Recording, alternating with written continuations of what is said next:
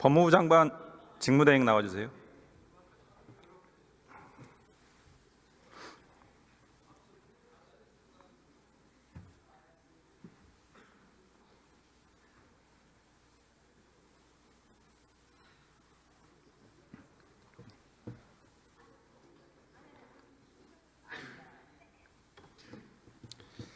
예, 고생 많으십니다. 네.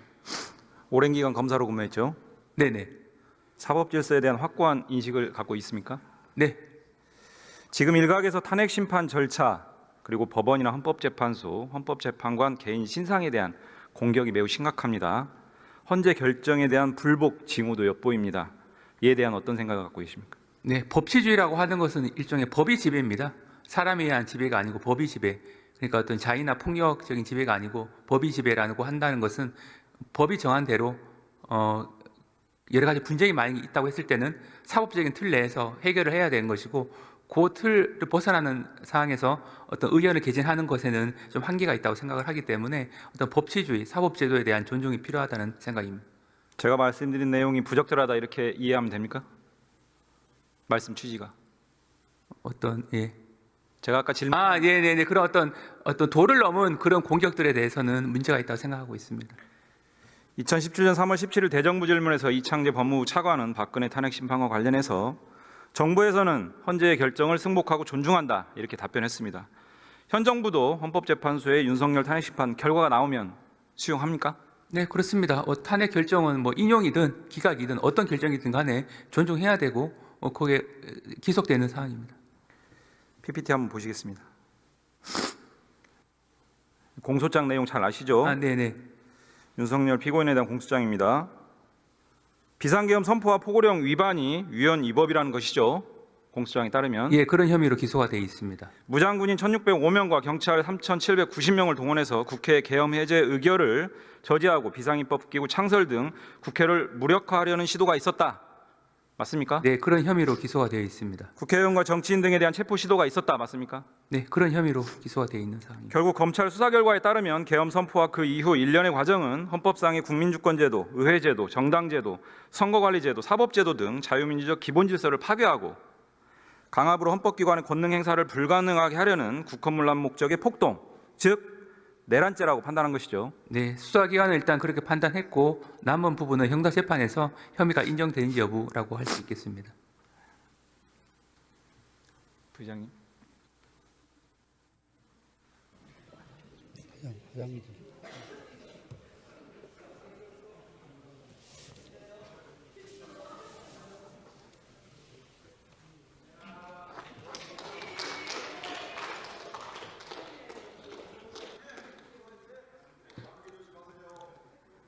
예, 양해 말씀드립니다. 예, 몸살이 걸렸습니다. 예. 공소장 내용을 보면 이번 계엄이 오래전부터 논의됐고 그래서 임시적 성격 또는 경고성 계엄이다 이렇게 보기는 어려운 것 같은데 어떻습니까? 네, 공소장 내용에 의하면 작년 3월 말부터 언급을 하신 것으로 기재는 되어 있습니다. 그래서 임시성, 경고성 계엄 이렇게 보기 어려운 것 같은데 어떻습니까? 네, 그 부분은 판단 문제이기 때문에 공소장에 따르면요. 한계는 있는데 하여튼 작년 3월 말부터 계속 비상대권에 대해서 이야기한 것으로 기재가 되어 있습니다. 현재 윤석열 관련 내란죄 이외의 범죄 혐의 수사 진행 상황 어떻습니까? 그 부분은 구체적인 내용에 대해서는 말씀드릴 부분은 한계는 있는데 큰 틀에서 주요 내용은 기소가 돼 있고 그 외에 나머지 부분은 현재 경찰에서 진행되고 있는 부분도 있고 얼마 전에 이상민 장관에 대한 부분은 다시 공수처에서 이첩을 받아서 검찰 특수본에서 현재 수사가 진행 중에 있습니다. 다시 묻겠습니다. 내란죄만 기소돼 있습니다. 나머지 범죄 혐의 어떤 걸 잡고 있습니까? 그 외에 고발된 여러 가지 사건들이 있어서 그 부분들에 대해서 수사 혐의를 나열해 주세요. 있습니다. 구체적인 내용에 대해서는 일일이 말씀드리는 건 한계는 있습니다만 구체적 수사 내용이 아니고요. 혐의를 말씀해 주세요. 현재 이제 고발된 내용 중에 아직 그 처분이 되어 있지 않는 부분은 당시 그 국무회의 관여하셨던 분들, 그다음에 이상민 전 행안부 장관의 단전 단수 지시 관련된 부분, 그 외에 또 시민단체들이 고발한 그런 사건들. 잠시만요. 윤석열에 대한 혐의 묻습니다. 네네네. 윤석열 대통령에 대해서는 큰 틀에서는 현재 기소가 돼 있는 부분이고 그 외의 부분은 아직 그 구체적으로 이 현재 기소된 내용 외에 사실 그 기소된 내용 자체에 상당 부분 포함되어 있고 그 외 부분들에 대해서는 일부 진행되고 있는 부분이 있는 것으로 알고 있습니다. 그런데 구체적인 내용까지는 현재 말씀드릴 수 있는 것은 한계는 있습니다. 외환죄 입건했습니까? 입건되어 있는 상태는 아닌 것으로 알고 있습니다. 윤석열이 내란죄 재판 과정에서 현재 구속 취소 청구를 했습니다. 사유가 뭡니까? 기본적으로 그동안 주장한 내용대로라면 기본적으로 이 체포 과정에서부터 불법이 있었다는 주장을 하고 있고 그런 불법적인 인신 구속의 사유가 계속 이어져 왔다라는 주장이 주된 내용인 것으로 알고 있습니다. 어떤 입장이십니까? 그에 대해서. 기본적으로 체포영장이 발부가 됐고 구속영장도 발부가 됐고 중간에 체포 적부심이 기각된 사항인데 기소 이후에 이 구속 취소 청구를 했기 때문에 재판부가 20일 날 심리한 예정으로 알고 있는데 재판부에서 그에 따른 합리적인 판단을 할 것으로 생각하고 있습니다.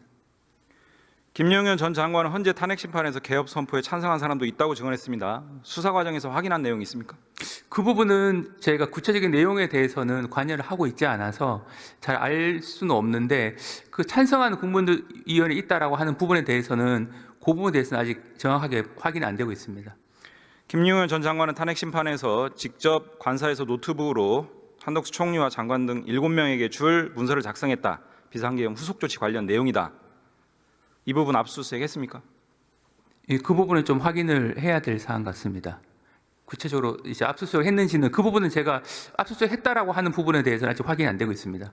아니 핵심 물증인데 이게 압색됐는지 안 됐는지도 모른다. 그 부분 한번 살펴보도록 하겠습니다. 모릅니까? 그 부분은 구체적인 사건 수사 과정에 일일이 제가 보고를 받지 않다 보니까 구체적인 압수수색 과정에서 어떤 압수물이 확보가 됐는지 여부에 대해서는 확인하는 데 좀 한계는 있는 사항입니다. 최상목 대행에 건네진 문서가 핵심 물증으로 지금 기능하고 있는 것처럼 네네. 나머지도 마찬가지인데 그거 아직도 모른다는 게 말이 됩니까? 네, 그 부분 한번 더 확실하게 챙겨보도록 하겠습니다. 압색 안 돼 있으면 바로 해야 돼요. 네, 수사팀이 적절하게 판단할 것으로 알고 있는데 저희도 법무부에서도 그 부분은 한번 확인해 보도록 하겠습니다. 안 하면 감추려고 하는 것밖에 그렇게 이해 안 됩니다. 네, 유념하도록 하겠습니다.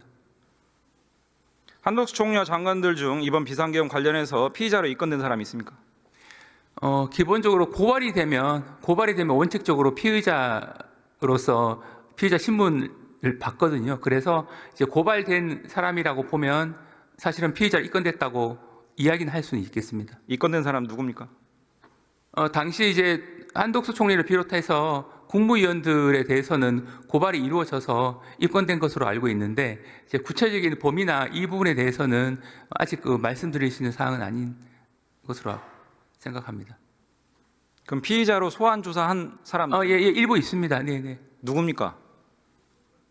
저희 박성재 장관도 고발을 됐기 때문에 조사를 받은 것으로 알고 있고 그 외에 다른 국무위원들도 일부는 조사받은 것으로 알고 있습니다. 누구냐고요? 구체적으로 어느 국무위원들이 조사받았다라고 하는 부분은 추후에 종합적으로 수사가 마무리되면 그때 발표할 예정에 있습니다. 대정부질입니다. 네. 누구예요? 피의자로 소환 조사한 국무위원. 네, 피의자로 소환된 국무위원들은 여러 명이 있는데 그 분들에 대해서는 정확한 그 부분은 한번 확인을 하도록 하겠습니다.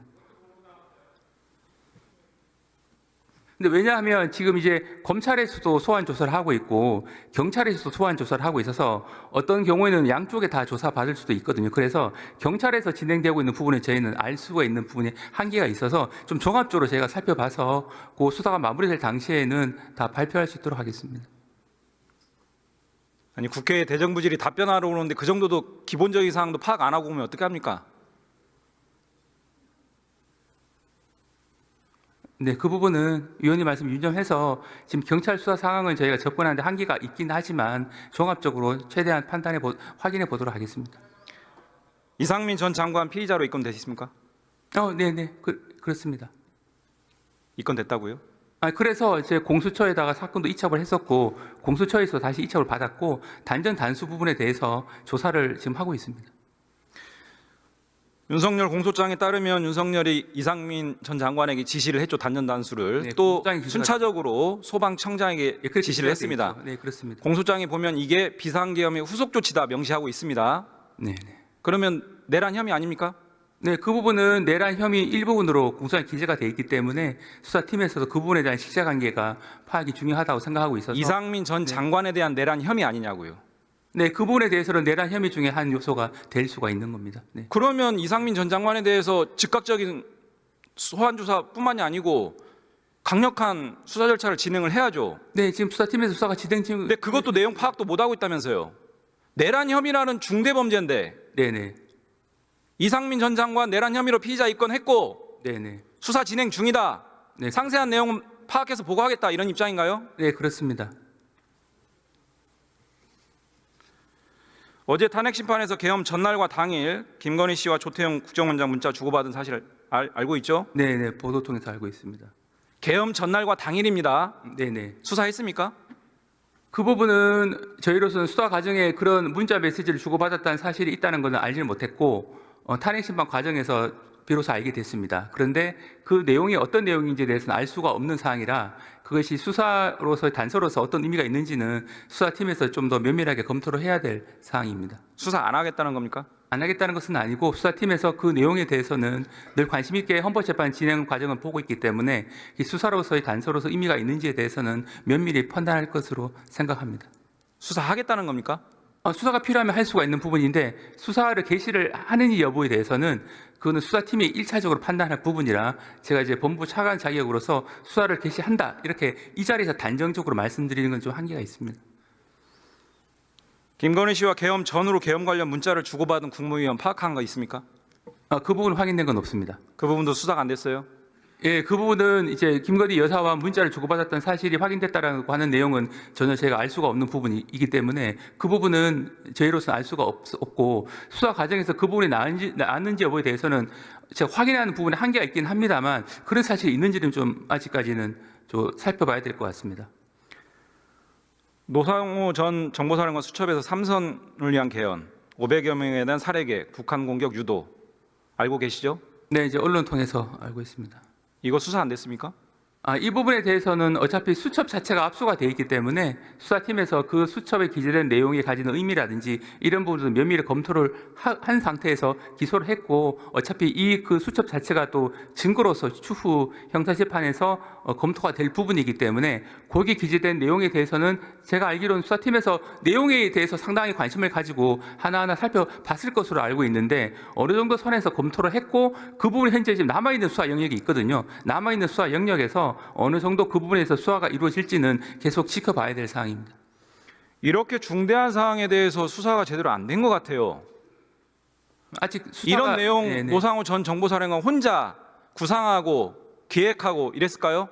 누구랑 모의하고 실행을 어느 정도까지 진척시켰는지 파악된 거 있어요? 네, 그 부분 아직까지 확인된 건 없는데 위원님 이러니까요. 네, 위원님 말씀하신 이게 무슨 대로 수사입니까? 그 부분에 대해서는 수사팀이 삼선을 위한 개헌, 500여 명 살해 계획 이것도 수사 안 하고 무슨 수사를 했다는 거예요? 그 내용에 대해서는 수사팀이 아마 확인을 하는 것으로 알고는 있는데 과연 수사를 확인한 결과 어떤 의미를 가진 것으로 판단한 건지에 대해서는 아직 수사가 종료가 되지 않았기 때문에 약간 더 기다려봐야 될 것 같습니다. 지금 내란이 발생한 지 지금 2달이 훨씬 넘어갑니다.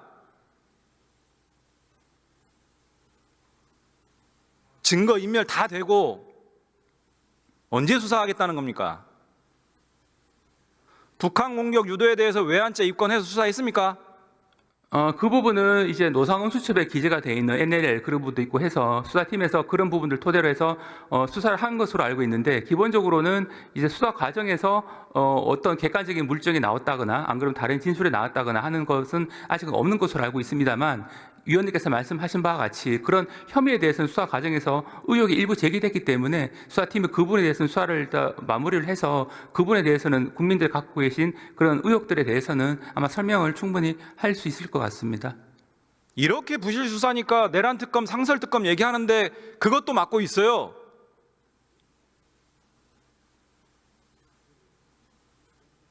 비아폰 압수된 거 있어요? 네, 비아폰 관련돼서는 김성훈 경호처 차장에 대해서 비아폰도 압수를 했고요. 관련된 범위 내에서 비아폰 압수를 했습니다. 관련된 범위가 아니라 제대로 된 비아폰 압수가 이루어지지 않았잖아요. 일부는 확인이 됐습니다. 극히 일부죠. 맞죠?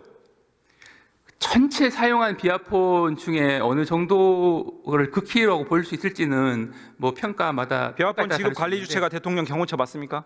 네, 경호처에서 관리하고 있죠, 비아폰은. 경호처 김성훈 처장이 비아폰 압수수색을 계속 방해하고 있어요. 본인에 대한 비아폰과 개인 휴대폰은 압수가 됐습니다.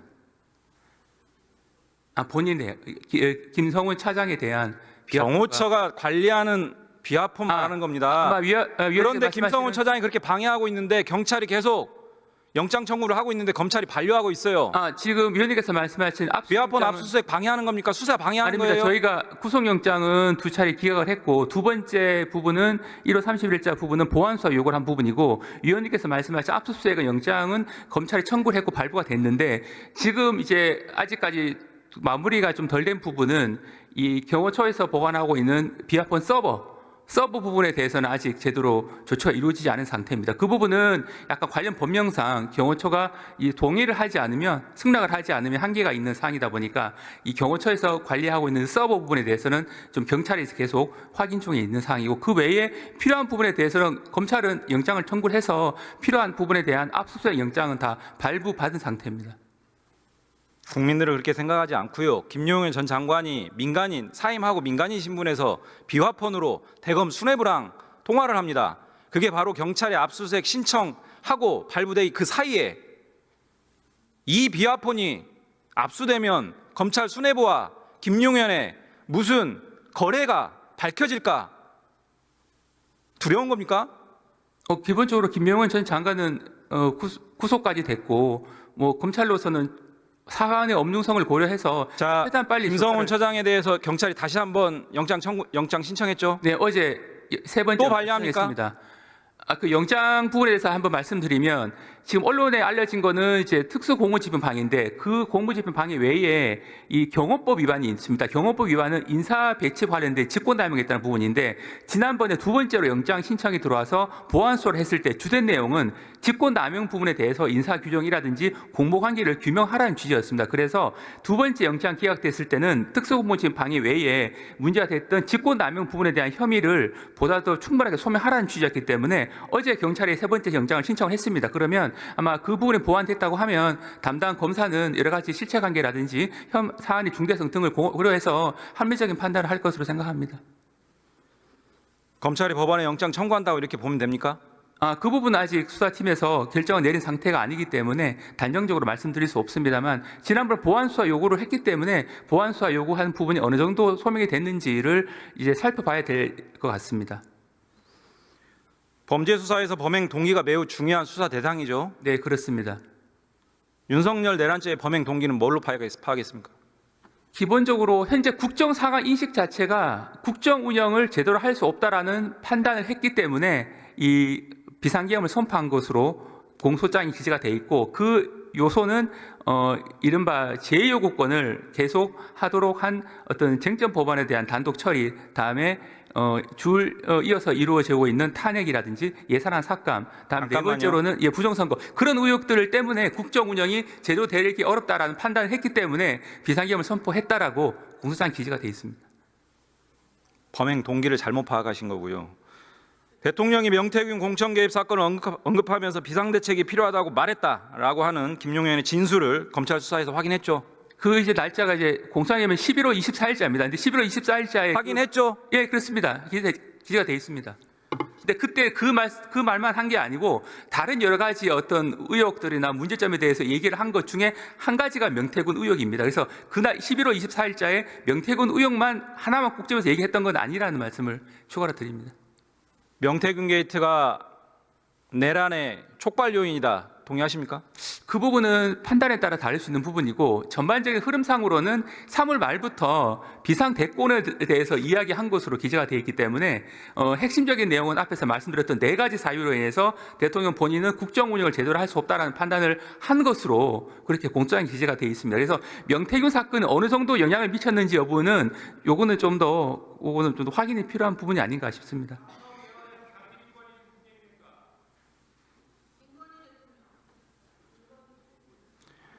소위 명태균 게이트 관련해서 추가로 피의자 입건된 정치인 있어요?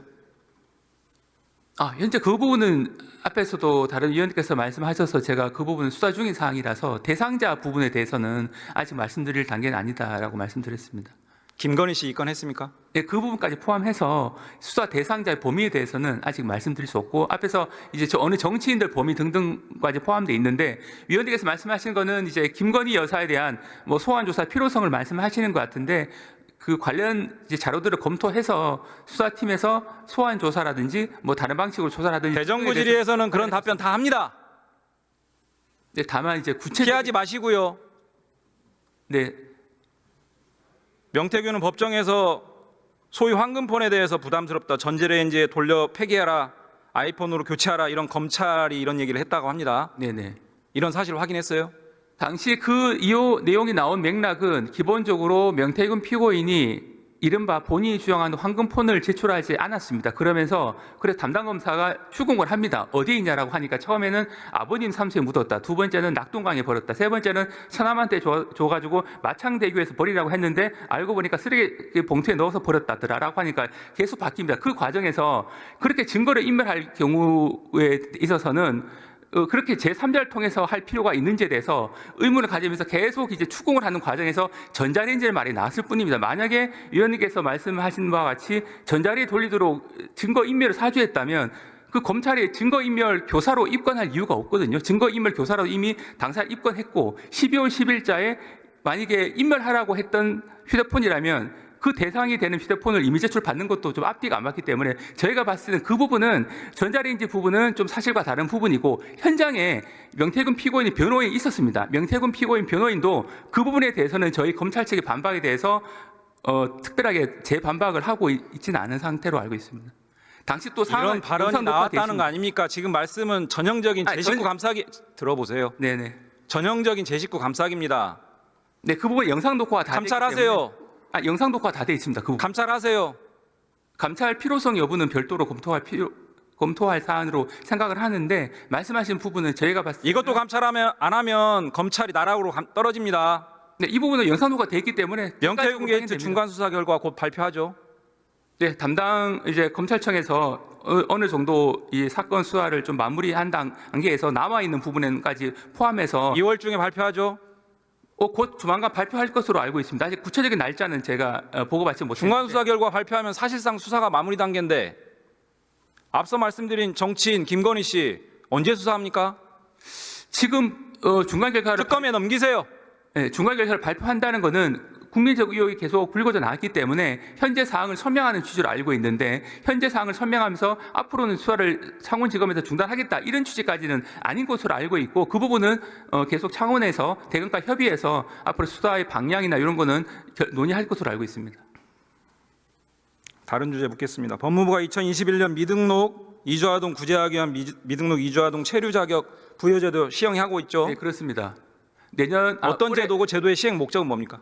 기본적으로 미등록 이주 아동 같은 경우에 학습권이 제대로 보장이 안 될 수 있습니다. 그래서 불법 체류자 사이에서 태어난 자녀들 같은 경우에 이제 등록이 안 돼 있기 때문에 기본적으로 학습권 보장이 어렵다라는 뭐 인권위원회 측의 지적도 있고 해서 2022년도 2월 달부터 해서 금년 3월 달까지 해서 한 3년 넘게 진행되고 있는데 곧 다음 달 되면 만기가 됩니다. 그런데 저희가 숫자로 파악해 보니까 한 3,000명 정도 되는 것으로 알고 있는데 이 제도는 여러 가지 저희가 토론회라든지 의견을 조회를 해본 결과 상당히 유용하고 타당한 제도로 판단이 돼서 가급적 연장할 방침을 세우고 있고 구체적인 방안을 좀 더 실무적인 측면에서 논의를 해서 조만간 이제 구제책을 다시 한 번 더 발표하도록 하겠습니다. 국가인권위 한국행정연구원에서 이 제도의 안정적 운영을 주문하고 있고요. 네, 알고 있습니다. 인권단체는 2만 명이라고 얘기합니다. 아동 인권에 관한 문제입니다. 여기서 확답을 좀 주시죠. 네, 그 부분은 제가 적극적으로 검토하고 있기 때문에 조만간 이 제도를 연장하는 것으로 내부적인 방침을 세웠기 때문에 구체적인 방안에 대해서는 추후 발표를 통해서 알려드리도록 하겠습니다. 연장하는 걸로 이해하겠습니다. 네, 그렇게 알고 계셔도 문제는 없습니다. 네. 기간 연장이 아니라 상시 신청으로 변경하는 것까지 검토하세요. 예, 그 부분에 연장 체제로 갈지 앞으로 어떻게 갈지 그래서 일단은 현재 상시 신청 적극 검토하세요. 네, 그 부분도 유념해서 구체적인 방안을 정할 때 한번 고려하도록 하겠습니다. 들어가세요. 고용노동부 나오세요.